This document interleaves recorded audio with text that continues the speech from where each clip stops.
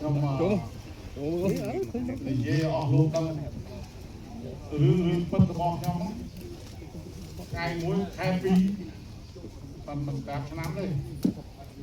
trong vay nó mò phun om láng trong phố khai phun បាទសួស្តីបងប្អូនអរគ្នាថ្ងៃនេះខ្ញុំចង់ចែករំលែកទស្សនៈផ្ទាល់ខ្លួនមួយដែលបានរៀនសូត្រពីបទពិសោធន៍សមរភូមិមួយដែលឧត្តមសេនីយ៍តួហ៊ុនសំអនមេបញ្ជាការកងពលតូចដឹកជញ្ជូនលេខ99បានរំលឹកឡើងវិញគឺរឿងដាំបាយកប់ដីហើយតាមរយៈវីដេអូដែលខ្ញុំបានបង្ហោះកន្លងមកក៏មានបងប្អូនយើងមានសំណួរជាច្រើនពាក់ព័ន្ធនឹងយុទ្ធវិធីឬក៏យុទ្ធសាស្ត្រនៃការដាំបាយកប់ដីហើយក៏មានអ្នកខ្លះគេបញ្ចេញទស្សនៈរៀងៗខ្លួនជុំវិញបញ្ហាហ្នឹងដែរហើយខ្ញុំសូមមិនលើកយកវិញឆ្ងាយទេប៉ុន្តែខ្ញុំលើកនៅអ្វីដែលខ្ញុំបានឃើញអ្វីដែលខ្ញុំបានរៀនសូត្រពីបទពិសោធន៍របស់លោកមេព្យាការដើម្បីយកមកចែករំលែកដល់អ្នកទាំងអស់គ្នាហើយជាពិសេសគឺយោធិននៃកងពលតូចដឹកជញ្ជូនលេខ99យើងទាំងអស់គ្នាហើយនេះគ្រាន់តែជាទស្សនៈផ្ទាល់ខ្លួនរបស់ខ្ញុំប៉ុណ្ណោះដូចយើងឃើញហើយពេលដំបូងដែលយើងបានស្ដាប់រឿងនេះយើងអាចគិតថាអូគ្រាន់តែជារឿងដាំបាយដោយគ្មានឆ្នាំងប៉ុន្តែបើយើងមើលឲ្យស៊ីជម្រៅទៅខ្ញុំគិតថារឿងនេះជាមេរៀនមានមេរៀនច្រើនដែលយើងត្រូវរៀនសូត្រហើយថ្ងៃនេះខ្ញុំសូមធ្វើការចែករំលែកខ្លះៗថាយើងអាចរៀនសូត្រអ្វីខ្លះពីរឿងតូចមួយនេះបាទទី1ខ្ញុំបានមើលឃើញថាលោកមេបញ្ជាការបានបង្រៀនយើងថាឧបសគ្គមិនមែនជាចំណុចបញ្ចប់នោះទេតាមរឿងដែលលោកមេបញ្ជាការបានរំលឹកកាលពីសម័យសង្គ្រាមជាពិសេសនៅតំបន់អមលៀងនោះគឺសម្ភារៈមួយចំនួនត្រូវបានខូចខាតរួមទាំងឆ្នាំងសម្រាប់ដាំបាយបើយើងគិតតាមស្ថានភាពធម្មតាគ្មានឆ្នាំងគ្មានរបៀបដាំបាយប៉ុន្តែការគិតរបស់មនុស្សនៅក្នុងស្ថានភាពលំបាកมันអាចឈប់ត្រឹមតែពាក្យថាគ្មានបានទេពេលនោះហើយដែលគាត់ត្រូវសួរថាអ្វីដែលយើងនៅមានតើយើងអាចយកមកប្រើបានយ៉ាងដូចម្ដេចអង្គនៅមានក្រមានៅមានដីនៅមានហើយអ្វីដែលសំខាន់បំផុតគឺគំនិតនៅមានដូច្នេះហើយបាយត្រូវតែដាំកប់ដីតាមរយៈមេរៀននេះគឺយើងអាចសង្កេតឃើញថានេះគឺជាមេរៀនមួយដែលឲ្យយើងចេះទាញយកប្រយោជន៍ពីធម្មជាតិដើម្បីមកប្រើប្រាស់នៅពេលដែលយើងជួបឧបសគ្គបាទកន្លែងនេះគឺចង់បង្ហាញថានៅពេលដែលយើងបាត់បង់អ្វីមួយគឺកុំឲ្យតែការបាត់បង់នោះធ្វើឲ្យយើងភ្លេចមើលអ្វីដែលយើងនៅមានសម្រាប់ចំណុចទី2ដែលខ្ញុំបាន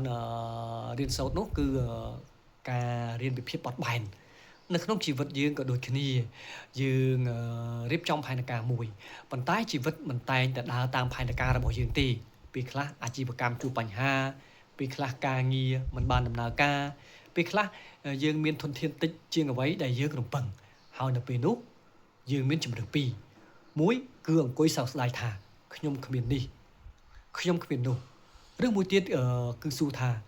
ឥឡូវនេះខ្ញុំមានអ្វីនៅក្នុងដៃហើយខ្ញុំអាចប្រើវាដើម្បីទៅមុខយ៉ាងដូចម្ដេចនេះហើយគឺជាអ្វីដែលខ្ញុំយល់ថាការបត់បែនមិនមែនមានន័យថាយើងបោះបង់គោលដៅនោះទេយើងនៅតែចង់ទៅដល់គោលដៅដដែលគ្រាន់តែយើងបដូរផ្លូវចំពោះទី3ខ្ញុំរៀនពីការច្នៃប្រឌិតនៅពេលដែលធនធានមានកំណត់មនុស្សជាច្រើនអាចច្នៃប្រឌិតបាននៅពេលមានឧបករណ៍គ្រប់យ៉ាងប៉ុន្តែការច្នៃប្រឌិតពិតប្រាកដខ្ញុំគិតថាវាបង្ហាញខ្លួននៅពេលយើងមានកម្រិតពេលគ្មានឆ្នាំងតើយើងអាចធ្វើដូចម្ដេចពេលគ្មានសម្ភារៈតើយើងប្រើអ្វីជំនួសពេលផែនការមិនបានអនុវត្តពេលផែនការមិនអាចអនុវត្តបានតើយើងរកវិធីទី2ដោយរបៀបណានេះគឺជារបៀបគិតដែលមិនត្រឹមតែមានប្រយោជន៍ក្នុងវិស័យយោធាទេវាមានប្រយោជន៍ក្នុងការងារក្នុងអាជីវកម្មក្នុងការដឹកនាំក្នុងជីវិតប្រចាំថ្ងៃផងដែរបាទសម្រាប់មេរៀនទី4លោកមេបញ្ជាការបានបង្ហាញយើងថាការដោះស្រាយបញ្ហាមួយមិនត្រូវធ្វើឲ្យយើងភ្លេចបញ្ហាផ្សេងទៀតទេចំណុចនេះខ្ញុំចាប់អារម្មណ៍ខ្លាំងគឺនៅក្នុងរឿងនេះកងទ័ពត្រូវការដាំបាយដើម្បីមានកម្លាំងប៉ុន្តែខណៈពេលដែលកំពុងដាំបាយក៏មិនអាចបោះបង់ការប្រុងប្រយ័ត្នបានដែរមានការរៀបចំកម្លាំងនិងការការពារទីតាំងអញ្ចឹងមានន័យថាយើងមិនអាចដោះស្រាយបញ្ហាមួយដោយបង្កើតហានិភ័យធំជាងមុនបានទេនេះជាមេរៀនដែលខ្ញុំគិតថាអ្នកដឹកនាំគ្រប់រូបគួរតែយល់ពេលយើងកំពុងដោះស្រាយបញ្ហាមួយត្រូវសួរខ្លួនឯងផងដែរថាតើការសម្រេចចិត្តរបស់ខ្ញុំកំពុងបង្កើតបញ្ហាថ្មីឬអត់ ទី5គឺយើងបានរៀនពីបទពិសោធន៍ដ៏មានតម្លៃនៅពេលយើងចេះបញ្ចូលវាទៅក្នុងអ្នកចំនួនក្រោយរឿងនេះកើតឡើងតាំងពីអតីតកាលប៉ុន្តែថ្ងៃនេះលោកមេបញ្ជាការមិនបានទុកវាជារឿងចាស់ដែលបាត់បង់ទៅជាមួយពេលវេលានោះទេលោកយកវាមកបង្ហាញមកបញ្យលមកចែករំលែកទៅកាន់យុវជនចំនួនក្រោយខ្ញុំគិតថានេះគឺជារឿងសំខាន់ណាស់ព្រោះមនុស្សចំនួនក្រោយមិនចាំបាច់ត្រូវឆ្លងកាត់រកការលំបាកដោយមនុស្សចំនួនមុនដើម្បីទទួលបានមេរៀននោះទេបើយើងអាចរៀនពីបទពិសោធន៍របស់អ្នកដែលធ្លាប់ឆ្លងកាត់យើងអាចត្រៀមខ្លួនល្អជាងមុននេះហើយគឺជាតម្លៃនៃការចែករំលែកបទពិសោធន៍បាទហើយចុងក្រោយខ្ញុំគិតថាការដាំបាយកប់ដីមិនមែនជារឿងអំពីបាយទេវាគឺជារឿងអំពីមនុស្សដែលនៅពេលជួបបញ្ហាមិនបោះបង់មនុស្សដែលនៅពេលខ្វះធនធានចេះរកវិធីមនុស្សដែលនៅពេលដែលផែនការត្រូវបានបំបែកត្រូវចេះបង្កើតផែនការថ្មីហើយមនុស្សដែលនៅពេលឆ្លងកាត់ការលំបាករួចចេះយកបទពិសោធន៍នោះមកបង្រៀនអ្នកចំនួនក្រោយអ្នកនរគ្នាពេលខ្លះអាចនឹងសួរខ្ញុំថាតើយើងអាចរៀនបានអ្វីខ្លះពីដាំបាយកប់ដីសម្រាប់ខ្ញុំផ្ទាល់ខ្ញុំអាចឆ្លើយបានថាយើងរៀនបានច្រើននោះឧបសគ្គមិនមែនជាចំណុចបញ្ចប់ធនធានតិចមិនមែនមានន័យថាសមត្ថភាពតិចនោះទេផែនការខូចមិនមែនមានន័យថាគោលដៅត្រូវបោះបង់ឡើយ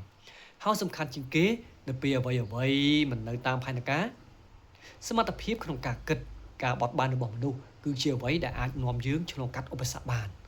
សម្រាប់ខ្ញុំនេះហើយជាមេរៀនដ៏មានតម្លៃបំផុតដែលខ្ញុំបានរៀនពីរឿងដាំបាយកប់ដីវាមិនមែនបាយដែលយើងគួរចងចាំ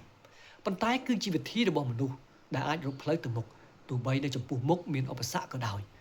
បាទសូមអរគុណដល់បងប្អូនទាំងគ្នាដែលបានចំណាយពេលស្ដាប់វីដេអូរបស់ខ្ញុំតាំងពីដើមដល់ចប់បើសិនតែគិតថាមានសារៈប្រយោជន៍ឬយ៉ាងណានោះអាចសូមជួយចុច like ឬក៏ follow ក៏ដូចជាការចែករំលែកទៅកាន់អ្នកដទៃទៀតផងហើយក៏សូមអភ័យទោសផងដែររាល់កំហុសឆ្គងដែលអាចកើតឡើងជាយថាហេតុនៅក្នុងឬក៏ពាក្យសម្ដីដែលមិនសមរម្យនៅក្នុងវីដេអូនេះផងដែរបាទអរគុណសូមជម្រាបលានាមជាកងពលតូចទឹកជញ្ជូនលេខ99ជាសសាឈាមជាតិយើងបំរើខេមរាឲ្យបានគុំការរក្សាជាតិយើងរឹងមាំដល់រាបរៀងអើយតាមអូនថ្មដូនអូនចាំបានទេ